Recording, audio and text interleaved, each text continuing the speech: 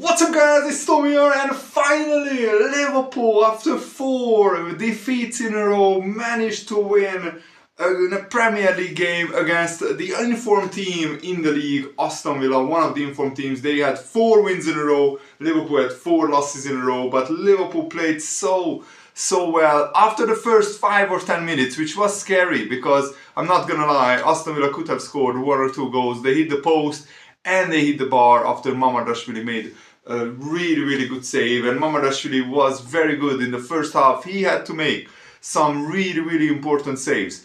But then after 15 minutes, Liverpool really got into the groove, and Arne Slot reverted back to the midfield that won Liverpool the Premier League title last season, with Gravenberch, McAllister and Szoboszlai in the middle. Szoboszlai played as a number 10, and again Szoboszlai was absolutely stupendous. Honestly, this player, Szoboszlai, I'm not saying it to him because he's a Hungarian like me, but he has been Liverpool's best player of the season.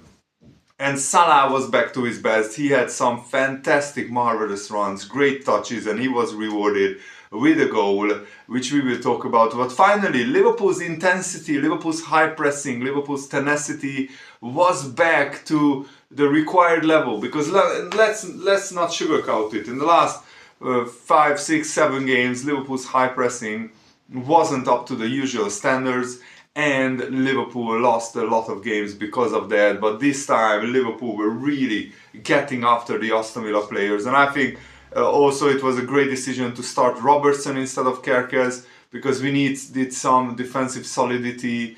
And yes, Kerkez has a great future at Liverpool, but right now his form is very inconsistent as well. McAllister was decent, but Gravenberch, I felt, was one of the best players on the pitch alongside Dominik Szoboszlai.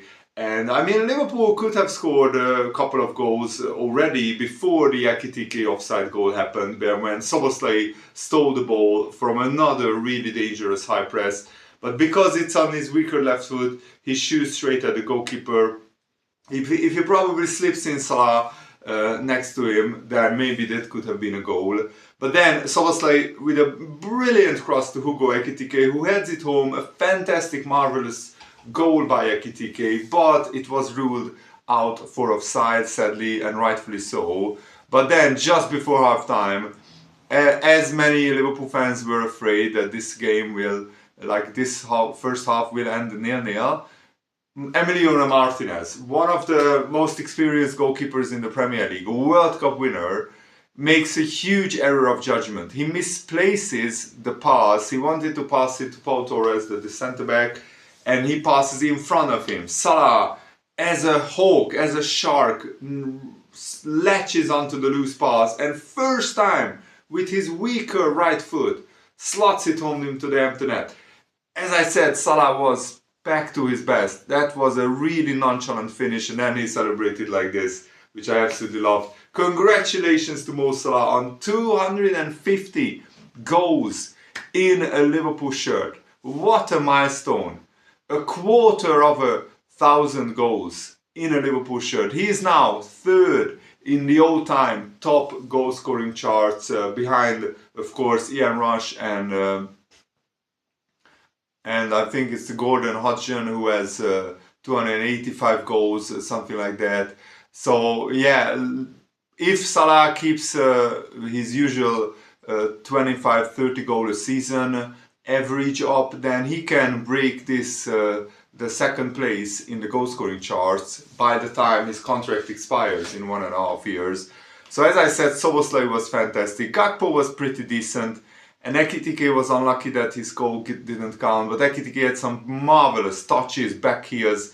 I just love him to bits. I think he has been the best new signing out of all the new signings. Wirtz, Isak, Kerkez, even Frimpong, they all have been a little bit underwhelming. Ekitike is the one signing that Liverpool made who is delivering on the promise of him. Mamardashvili, I felt, had a very good game because, as I said, he made 3 saves, but those were crucial saves in a game where if Aston Villa scored first and Liverpool conceded 4 games in a row in the first 15 minutes, which is just not good enough.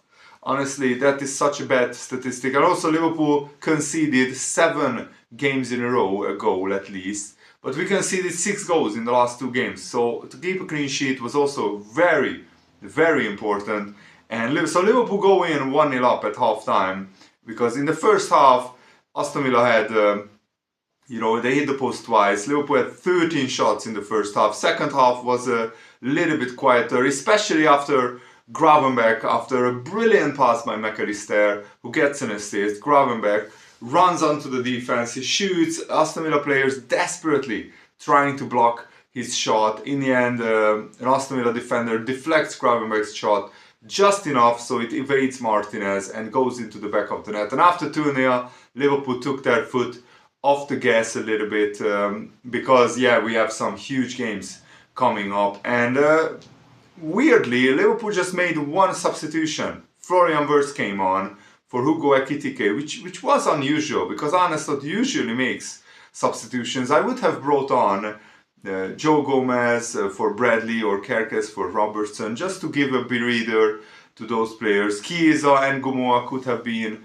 substituted as well. But Liverpool played so well, maybe Arnestot just wanted to reward these players with rhythm and bring on Real Madrid. The next 2 games, Real Madrid and Man City. And Liverpool hit form just at the right time because, we play Real Madrid on Tuesday. So at least Liverpool have Sunday, Monday off. And then we play Tuesday, Real Madrid at home. That is going to be a blockbuster game. I cannot wait for that. And then on next Sunday, we play Manchester City. So at least we have a big break, not a big break, but a considerable amount of games between the Real Madrid and the Man City game.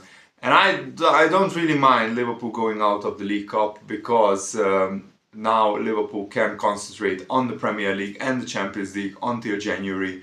And those are huge, important competitions. Liverpool are not out of the title race, but Arsenal are huge favourites. Arsenal again won against Burnley. They kept so many clean sheets. They only conceded 3 goals in 10 games. They have 7 clean sheets in 10 games in the Premier League. It will be very, very difficult to catch Arsenal. And the next, the Man City-Liverpool game, I think will be crucial because if Liverpool lose that, then it could be 10 points, the difference between Arsenal and Liverpool, because Arsenal plays Sunderland next. But if Liverpool could beat Man City next weekend, that would make life easier for Liverpool, because then we could put a gap between ourselves and Man City. And also, even though the game is at the Etihad, so it will be incredibly difficult to win there, Liverpool won at Man City last season. But Liverpool need to play much, much better than what we have shown in the last few weeks if we have any hopes of beating Man City. But after that, Liverpool play Nottingham Forest, West Ham, Sunderland, Leeds. So Liverpool have a few winning games coming up after we play Manchester City. And Arsenal's fixtures get tougher because they play Tottenham, Chelsea, Brentford, Aston Villa. So some tough games coming up. And after that they play Wolves, but after that they play Everton, Brighton, Aston Villa as well. And January the 8th is the Arsenal-Liverpool game, and unluckily, Mo Salah will not be available for that game, which is an unfortunate situation because of the Africa Cup of Nations, but it's still a long way away. My opinion is that Arsenal will slip up sooner or later, and Liverpool just need to get back to winning ways. We need to keep winning. The title race is still not over because it's still very, very early. But losing 4 games in a row, teams usually don't win the title losing 4 games in a row. What Liverpool need to do is go on a big unbeaten run. Last season, I think we went on a 26-game unbeaten run in the Premier League. This season, we need to do something similar if we want to be in the conversation for the title. I think Liverpool's aim should be to try and get this team gelling again, to try the new players. They need to learn how to play with each other. We need to integrate Florian Wirtz. We need to integrate Alexander Isak. That's the big task for Arne Slot. But first, let's play Real Madrid and Man City. I think we shouldn't change much from this team. I think we should play a similar lineup against Real Madrid and against Man City, then Arne Slot needs to figure out what kind of tactics to go for. But Liverpool need to be this intense and this high pressing ethos and way of playing needs to remain, because that's what Liverpool have been built on under Jurgen Klopp and on Arne Slot as well. That we don't let teams dream, and we win the second balls, we win the third balls, we win the duels, and it's very, very important for Liverpool to do that. And I think against Aston Villa, statistically, we were pretty good. We had 16 shots, just 4 shots on target, but we had 4 big chances. We scored 2 goals, and we created a much bigger XG, 1.2, than Aston Villa, who had just 0.4. We had quite a lot of blocked shots. What is very pleasing is that we won 54% of our duels, and we won 63% of the aerial duels, which is very, very important in my opinion. So all in all, it's a very, very good day at the office for Liverpool, and a much, much needed vital 3 points. And I thought the Anfield crowd was absolutely sensational. And I also loved that after the second goal went in, they kept chanting Arne Slot's name for minutes, just to show the faith in the manager. So yeah, let me know what do you think about this in the comments below. How did you see the game, and how do you see the title race going? Do you still think Liverpool have a chance in the title race? I think there is still a long, long way to go. So to write off Liverpool this early would be, I think, a little bit premature in my opinion. But let me know your thoughts down below in the comments, and thanks for watching. Have a lovely day. See you later, guys. Goodbye.